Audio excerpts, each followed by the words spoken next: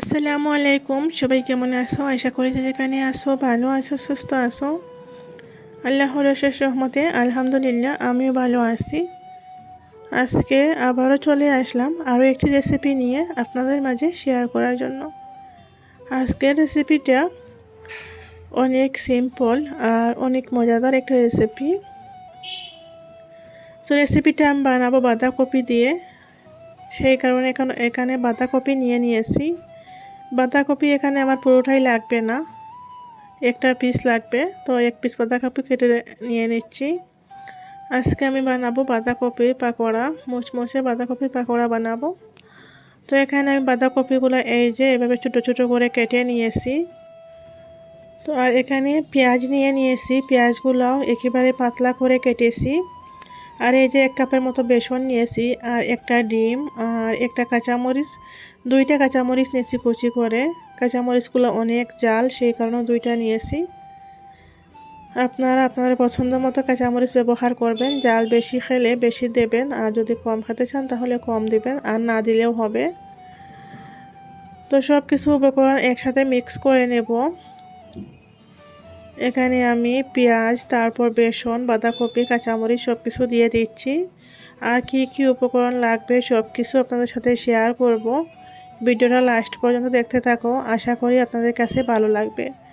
এখানে আমি পরিমাণ মতো লবণ দিয়ে দিয়েছি, তারপরে আধা চামচ হলুদের পাউডার, আধা চামচ মরিচের পাউডার, আর 1 চিমটি ধনিয়া পাউডার, আর 1 চিমটি হচ্ছে আমি ম্যাগি মশলা যেটা থাকে সেটা দিয়ে দিয়েছি।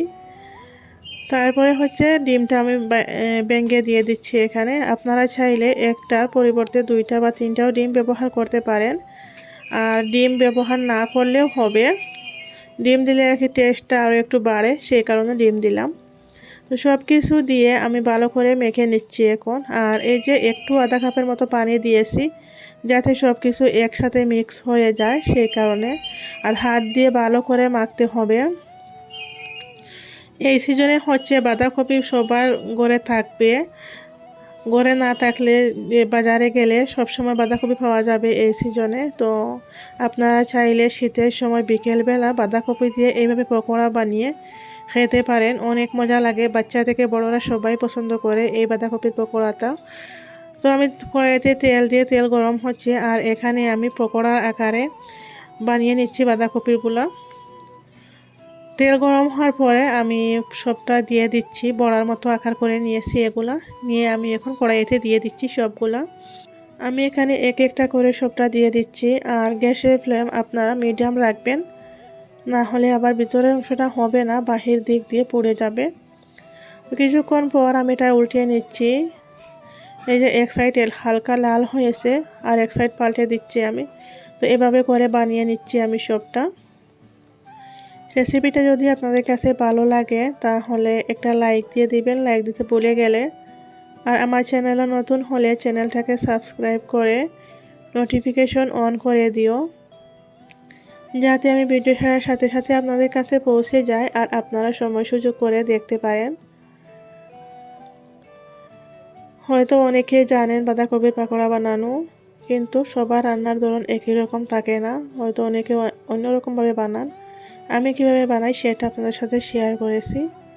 তো আমার প্রথমে যেগুলো দিয়েছিলাম সেগুলো হয়ে গিয়েছে, নামিয়ে নিয়েছি। এখন বাকিগুলো দিয়ে দিচ্ছি। তো আমি অল্প করেই বানিয়েছি, কারণ পাকোড়া, যে কোনো ধরনের পাকোড়া বানিয়ে গরম গরম খেতেই মজা লাগে, রয়ে গেলে পরে আবার ভালো লাগবে না, সেই কারণে। তো এই যে সবগুলো পাকোড়া আমার বানানো হয়ে গিয়েছে, আর অনেকটাই মুচমুচে হয়েছে, খেতে অনেক মজা লেগেছিল। আপনাদের কাছে যদি ভালো লাগে ট্রাই করতে পারেন। আমি একটা ভাঙিয়ে দেখাবো আপনাদেরকে, ভিতরের অংশটা একেবারে পারফেক্ট। এই যে দেখো সুন্দরভাবে হয়েছে। গ্যাসের ফ্লেমটা মিডিয়াম করে পুরোটা বাজলে এরকমই বাহির ভিতর একই রকম থাকে, ভালো লাগে খেতে। ভিডিওটা কেমন হলো অবশ্যই কমেন্ট করে জানিও। আজকের মতো বিদায় নিচ্ছি, সবাই ভালো থাকবেন। আল্লাহ হাফিজ সবাইকে। আসসালামু আলাইকুম।